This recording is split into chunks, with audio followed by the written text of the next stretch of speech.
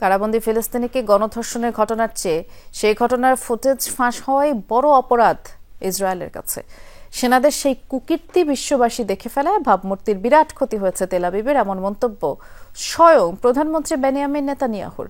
Video ফাঁসের জেরে আটক করা হয়েছে আইডিএফ এর প্রধান সামরিক আইনজীবীকে, অথচ ধর্ষণকাণ্ডে দায়সারা তদন্ত চালিয়েই খালাস ইসরায়েলি কর্তৃপক্ষ। ইসরায়েলি কারাগারে ফিলিস্তিনি বন্দী ধর্ষণের এই ঘটনা গেল বছরের। সম্প্রতি যার ভিডিও ইসরায়েলি গণমাধ্যমে প্রকাশ করা হয়, এরপর থেকেই তোলপাড় চলছে বিষয়টি নিয়ে। ফাঁস হওয়া ভিডিওতে ফিলিস্তিনি ওই বন্দীকে ধর্ষণ ছাড়াও অমানবিক শারীরিক নির্যাতন করতে দেখা যায় ইসরায়েলি সেনাদের। কুকুর লেলিয়েও চলে আক্রমণ।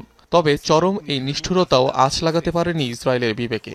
উল্টো কিভাবে ফাঁস হলো নির্যাতনের ভিডিও তা নিয়েই মাথা গরম নেতানিয়াহু প্রশাসনের। ফুটেজ প্রকাশ্যে আসায় ব্যাপক ক্ষতি হয়েছে ইসরায়েলের ভাবমূর্তির, এমন মন্তব্য প্রধানমন্ত্রীর। এই ঘটনা ইসরায়েল ও আইডিএফ এর ভাবমূর্তির বিরাট ক্ষতি করেছে।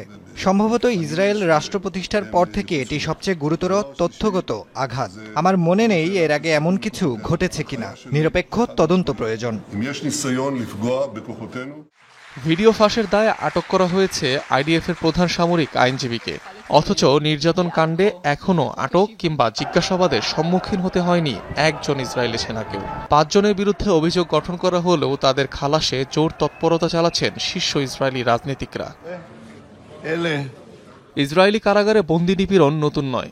এর আগেও মুক্তি পাওয়া ফিলিস্তিনিদের মুখে বহুবার উঠে এসেছে বীভৎস অভিজ্ঞতার বর্ণনা।